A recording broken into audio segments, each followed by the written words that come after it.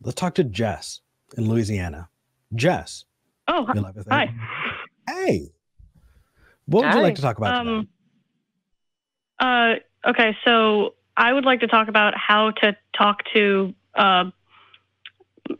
specifically my mother, who is a Catholic theologian, about my atheism and non-belief, because our conversations always go the same way, and I'm trying to figure out how to get out of that. Sure. How does it go? Okay, so we start talking about something. I keep up a little bit, then she starts blasting me with all of the, I don't think she's doing it intentionally, but that's kind of her personality. She blasts me with all of the things and research and reasons or whatever that she thinks God exists and it's Christianity and all that stuff. And I slowly stop responding, and she kind of starts asserting what I believe, and I kind of try to stop her from doing that, but then she's like, well, this is the definition of this, and it's sometimes it's stuff I know the definition of, and sometimes it's stuff I've never heard of, and it's hard to respond to that. And then eventually we get on the topic of abortion.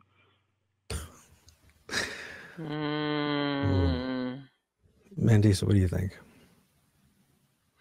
That's a lot. That's a lot to deal with. And I can say that with any parental relationship, especially where, the child it has come out of religion or never was religious, but the parent still is. Jess, are there other factors that you may think or that make it difficult to have a conversation with your mom? Yeah, one of them I'm transgender, and recently that kind of put up a not a barrier, but it's made things a little bit more awkward than they used to be. Just another. Because I am out, and she knows that I'm on the agnostic spectrum of, but I haven't straight up told her I am an atheist. And then I came out to her as trans, and somehow she thinks that me being trans or LGBTQ has some connection to me being atheist.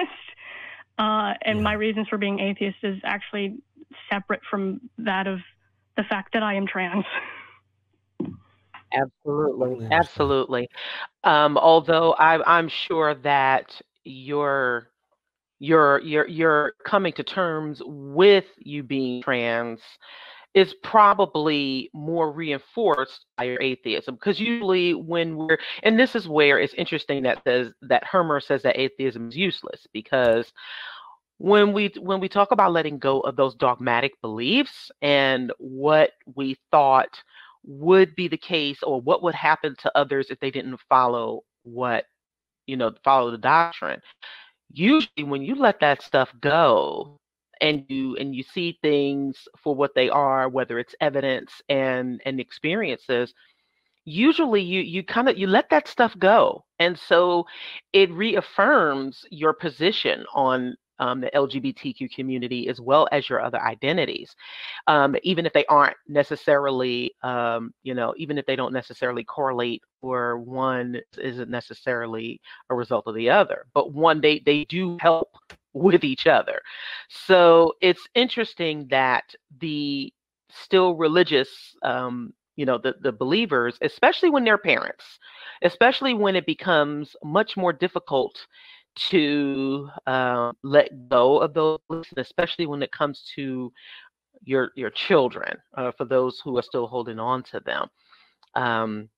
There is so much to unpack there, and I am always an advocate for not frustrating yourself any more than absolutely necessary, especially when it comes to parents, because their idea of care and love don't necessarily, they don't necessarily coincide with that, or it doesn't necessarily come across as such. And it's usually more than one thing, even beyond the trans issue.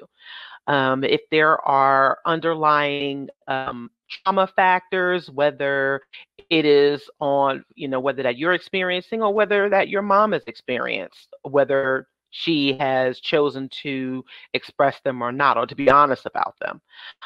There's a lot going on there, and I certainly don't want to take up too much time on this, but and I certainly hope I'm not rambling here. No, But Mandy, um, it's always, no matter how much you try to make people understand, when they're in their emotional state, because it isn't happening to them, even though they think they are. Somehow parents who are believers think that they have failed their children when they either I feel like they that's come out as absolutely what she atheists, believes. or yes, or that, if you're trans or if you're atheist, she feels like she failed as a parent, and that isn't true. So I don't think there's anything wrong with that reassurance. However, if she is going to browbeat her position, especially if it isn't based on evidence, then you may want to reconsider how much emotional labor you are willing to put into that. Especially if your mom is really making it hard for you, because I don't like for anyone in our position to feel like they owe any explanations Agreed. to believers. Agreed. Just to tie on to that, I even if there was evidence, that emotional labor is, like Mandisa said, yours to decide whether or not you want to put in. The fact is, even if it's your mom, you, as a human being with autonomy, have the right to say, hey, I'm willing to engage with this, or I'm not willing to engage with this. She cannot force you to have a conversation that you don't want to have. And you have the right to assert that boundary. It sounds like in your explanation, you're not the one bringing up the conversation. In fact, it sounds like it's something that she's doing to you. Is that about right, Jess? Kind of, yeah. Sometimes it's just like we're sitting at the kitchen table and we just start talking about things, and then sometimes we're talking about something completely mundane, and then it turns into something else. Like just today on the stairs when she was saying we're going to lunch, it turned into a conversation about human pattern recognition and what that means for beauty or whatever. It gets absolutely insane. Especially when you're excited, when you're diving into this whole, philosophical, theological rabbit hole, and you're learning about those specific topics, you want to share them. I totally get that. You still have the right to assert a couple of boundaries, like saying, hey, I'm willing to talk about beauty. I'm willing to talk about these outside, arguments, but I'm not ready to have a conversation with you about more personal things until I'm ready for that, or until we can get to a point where we're both ready for that. I want to keep that off the table. And if I see that it gets in that direction, remind them. Say, hey, we moved back into that place that I'm not okay with talking about. And if she says, I don't care, or she says, that that's tough, or whatever the case is, you have the right to walk away. That doesn't mean walk away from the relationship necessarily. Go ahead, Mandisa. Right. No, I was about to say that it can be very difficult to do for a parent. It's not just, so cut and dry. It isn't so easy to do, and it takes courage, because we're still in, we still adhere to these ideas that, the parents are right. They want what's best for us. And it's hard, especially when, you're very close to them. So we don't want to underscore how challenging and how difficult it can be. But it is something that for many of us and our emotional and mental health, it is absolutely necessary to consider. Yeah. So please take your time with it. Are you dependent upon your mother? Are you in a position where you need to kind of lie low?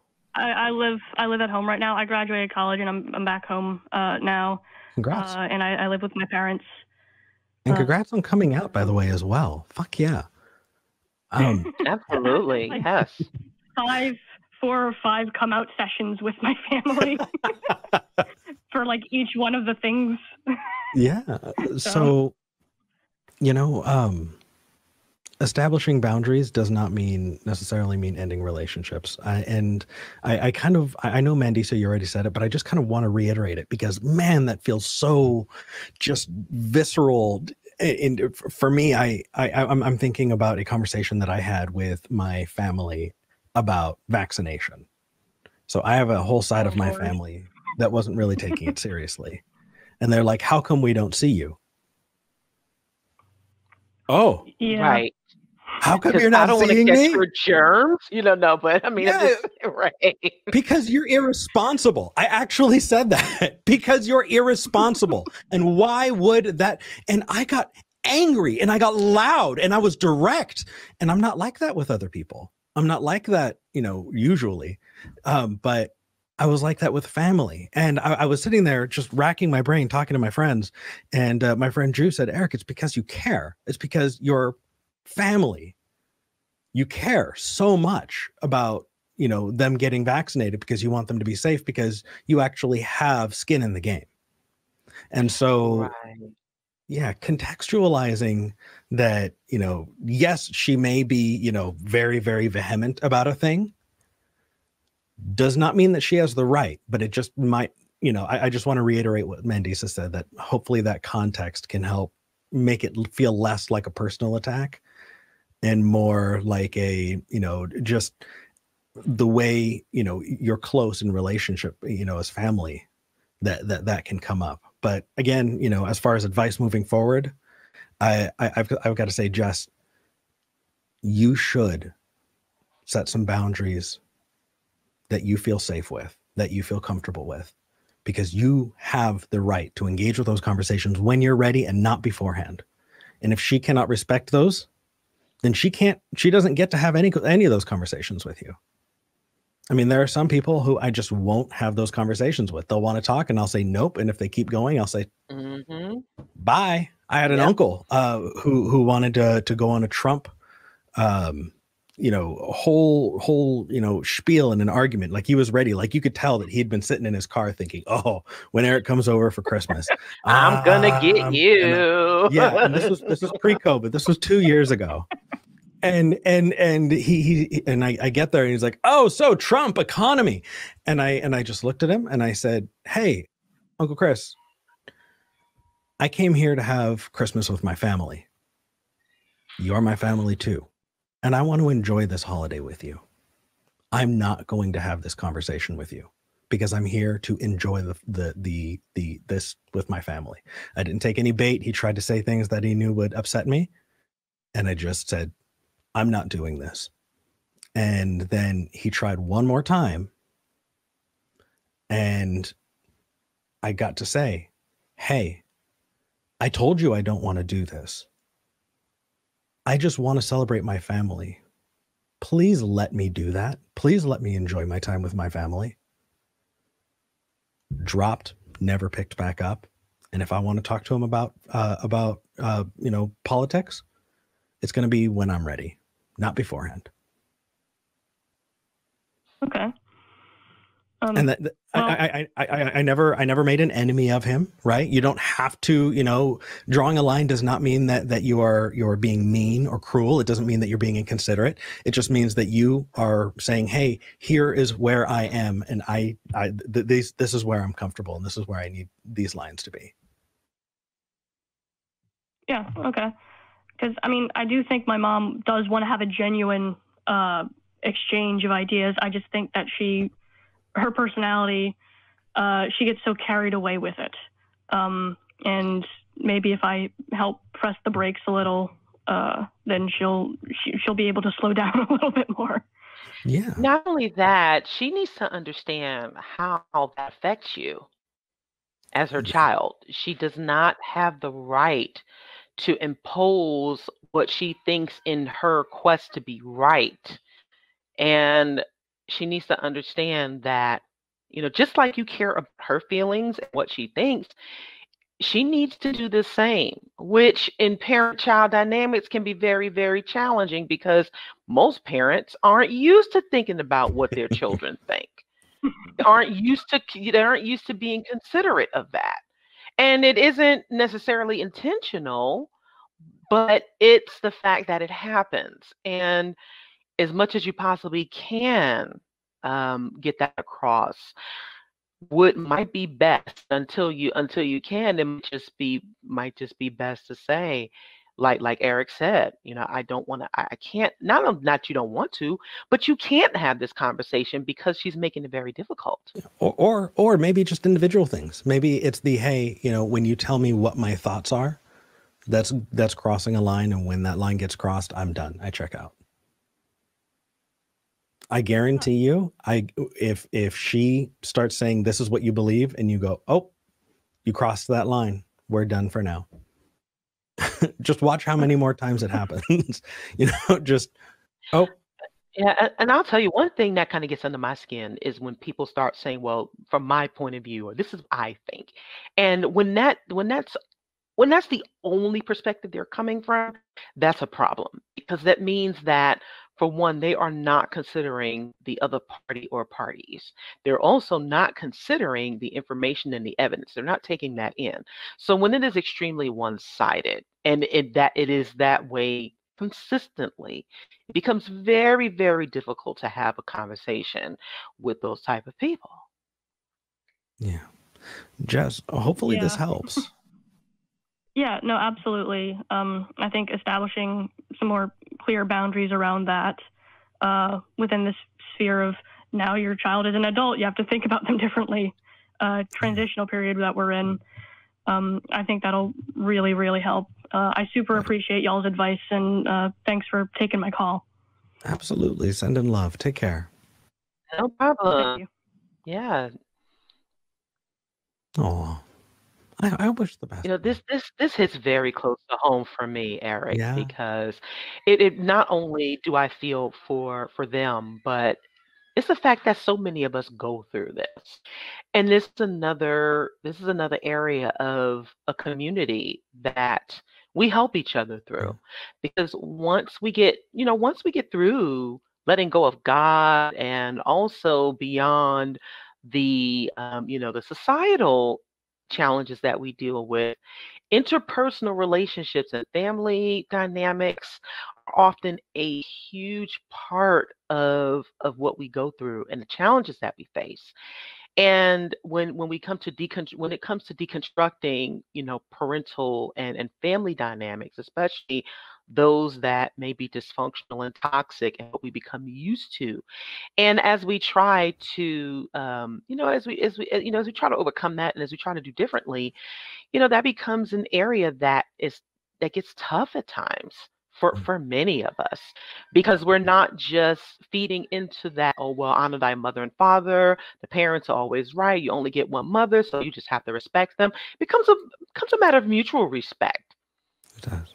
And respect as human beings, and these are just the things that we contend with quite a bit. Agreed. And I absolutely echo that feeling. Yeah. It just being there for each other in this way, just saying, hey, I hear you, and letting somebody talk and go, you're not alone. This isn't, gosh, it's helpful. I know we've got other callers, but I kind of want to share with you now too. When I was a call screener for the Atheist Experience before Talk Heathen, we would do something I would call it popping the cork. Somebody would call in, and it was the first time they talked to another atheist. And so I would just listen, because if you have your whole life, you're just pent up, and you're never getting to talk about any of these things, and you don't have context, you don't have the ability to check in and go, hey, you know what, is this normal, is this okay? When it finally happens 30, 40 years later, you're calling in, you just talk. And there were so many times when I was call screening for AXP that I would say, don't pick up this line, just I'm talking to them. And after they just kind of decompressed a bit, I'd say, hey, do you still want to talk to the host? They go, no, not really. Right. Sometimes that's all we need in our ears. Yes. Yeah. Sometimes all people need are others to just listen, and not always to offer advice and I know we're a solutions-based community, right? Sometimes people don't always need solutions. They may know what to do. They just know they need support. They just know they need people that will hear and listen. So, and sometimes when all you do is, well, why don't you do this and why don't you do that? That doesn't necessarily mean that you're showing empathy or care. And I think that's something that we need to be more mindful of as a community. When we talk Agreed. about I think care and that, compassion and yeah. understanding, yes, I'm sorry, Eric, No, no, but no, those no, are no. things that are absolutely important for us. You got it. And we do our best to model it, but this isn't the format to be able to do that. But I think this is a great place to plug Recovering from Religion, the Hotline Project. If Absolutely. if you do want that, decompression, if you do just want to reach out and hear and talk to somebody else and not necessarily get advice, but just have somebody listen, it is an incredible resource. It's wonderful. Check out the Hotline Project. If you don't want to call in, they also have a text line. And if you want to volunteer, if you're wondering, what can I do to promote this community? Maybe you can't leave the house, or maybe you don't want to be out like that, but you still want to volunteer. Recoveringfromreligion.org. They need volunteers. Tell them Talk Heathen sent you. And we really, really hope that, that can be something positive for you. I know that was my intro into activism, was volunteering for the Hotline Project.